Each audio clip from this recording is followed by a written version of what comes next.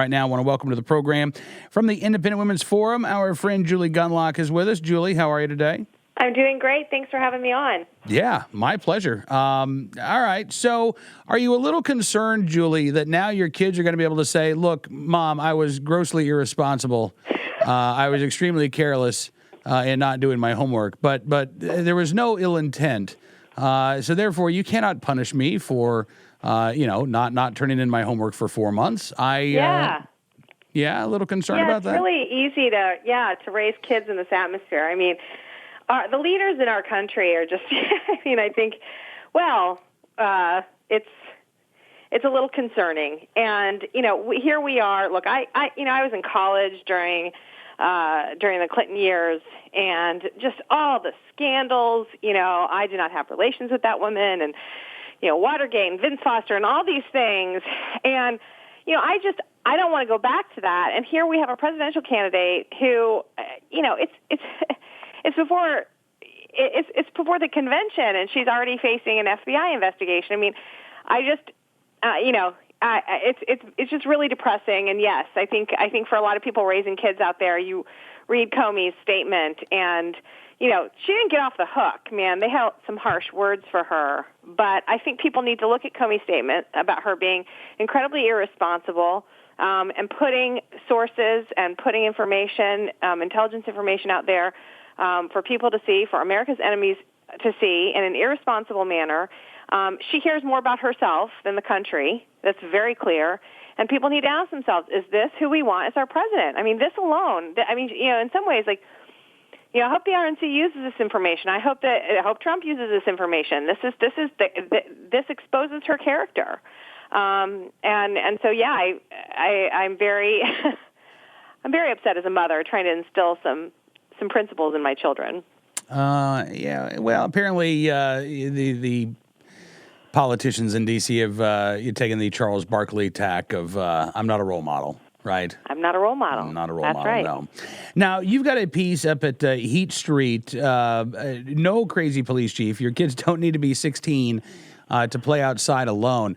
Okay, what is this about, Julie? Who said that kids have to be 16 to play outside by themselves? Yeah, I don't have the article in front of me, and actually I've forgotten the name of the town in Ohio. I don't know if you can pick that up, but an Ohio police chief.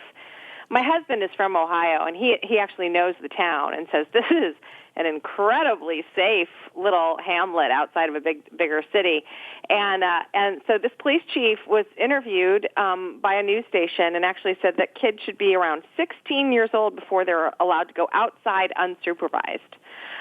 That's a solid 10 years after the point where I think my children are fine going outside unsupervised.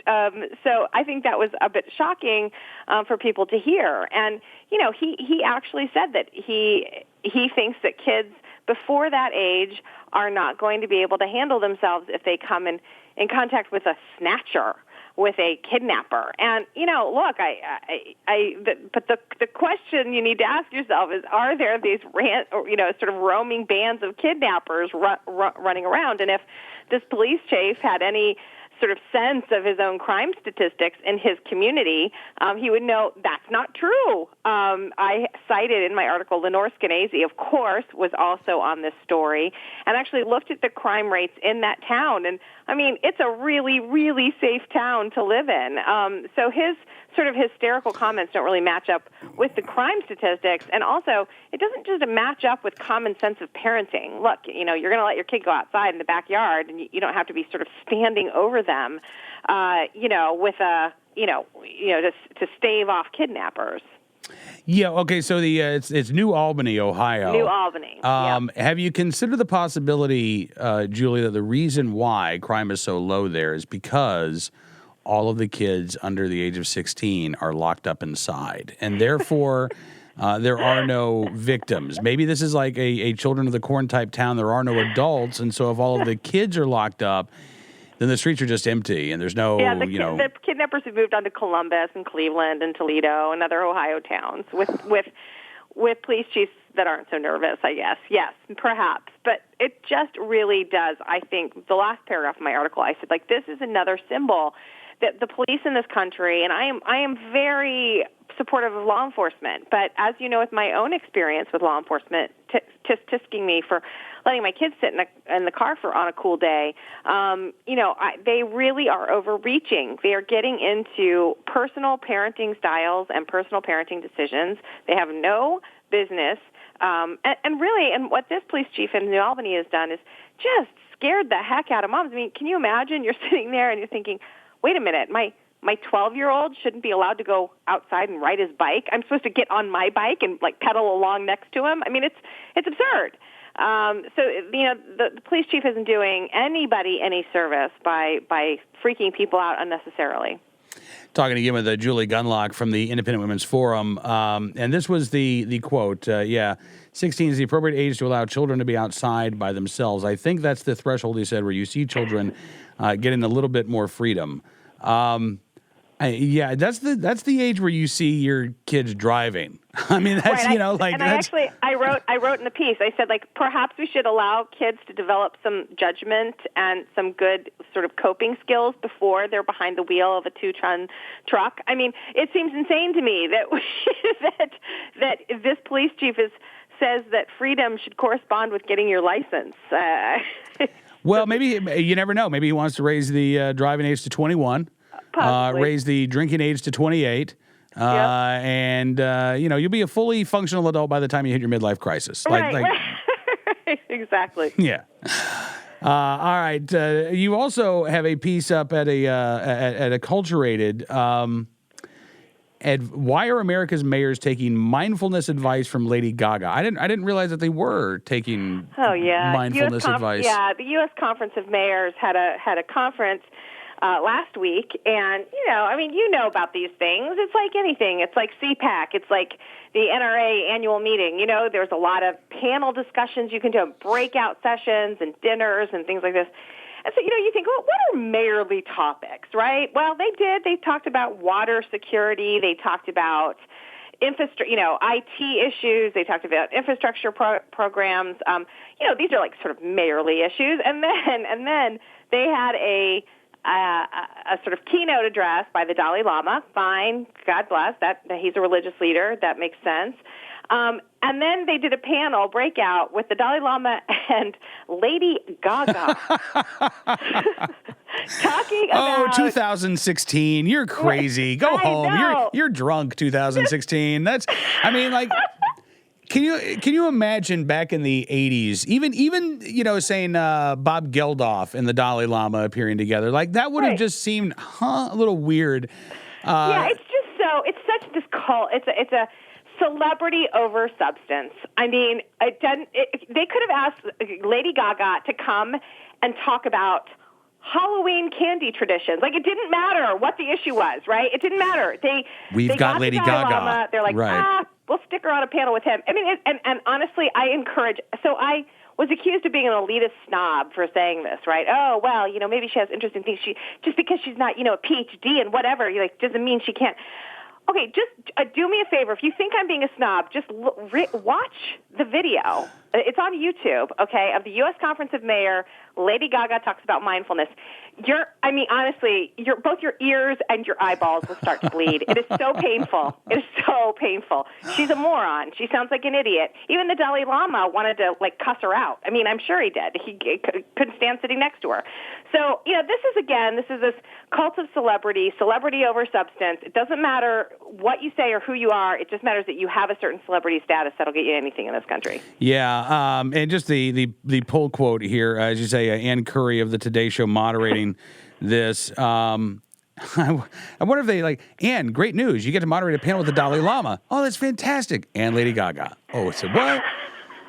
Anyway, Ann Curry asked Lady Gaga a question you say about kindness and why mayors should consider kindness when managing their cities, as opposed to, bloodthirsty tyrant, right? You want to be kind. You want to be bloodthirsty. She responded by saying, quote, and this is deep, Julie. You got to give Lady Gaga credit. Stupid. Don't. No, it is so stupid. But God, the really fantastic thing about kindness is that it's free. It's the best recourse that we have because you can give and give recourse, excuse me, yeah, not resource, because you can give and receive kindness, and the well of it inside you will never dry up. Ugh. That would be a beautiful e-card. Yeah, no kidding. But how does that translate into, again, a policy? Yeah, she pulled that off of her, mindfulness quote of the day calendar before she walked out of her, 4-star hotel room and headed to the conference. I mean, it's also, part of this was also to talk about kindness and respect for other people and other cultures. And if you look at the bottom of the last part of my article, I describe a video where Lady Gaga, so let's talk about her respectfulness for religion, okay? She takes a page out of Madonna's playbook. She loves to pick on Catholics, okay? She does this video for a song called Judas, okay, where she's a sexed up, I'm not kidding you, a sexed up Mary Magdalene who has the hots for Judas, okay. The foot washing scene is done in a jacuzzi, okay. His disciples are bouncers and sort of hyped up ravers. I mean, where's her respect for religion? I mean, if the U.S. Conference of Mayors wants to have a conference on mindfulness and respect of other cultures and other religions, why are you hey, the Dalai Lama, great guy, great choice, but why are you putting a woman up there who loves to poke fun at Catholics? That is hardly, maybe Lady Gaga can go home and light an aromatherapy candle and think about how kind and how mindful and how respectful she's been to the Catholics. So that's also what kind of galls me about this. Ironically enough, the original video for that actually featured her giving the Dalai Lama a lap dance, but they decided that was, boy, can you imagine how uncomfortable that panel would have been if they had gone with the original? Oh, boy. I know. Oh, boy. I know. Boy. They Right. practiced a little mindfulness on that one. That's good. There you go. All right. Truth stranger than fiction. Julie, listen, thank you so much for coming on the program. Go check on your kids. One of them may have gotten outside, and they're way too young for that. So. And he's probably going to lie about because that's what Hillary does. Exactly. I'm sorry I was you were grossly negligent in allowing me out the door. Exactly. All right. Grossly negligent. All right, listen, we'll talk to you soon. Julie Gunlock, you can follow her on Twitter at jgunlock. You can read all of her stuff. She's all over the place, Heat Street, Acculturated. But the best compendium of your Julie Gunlock writings is at iwf.org.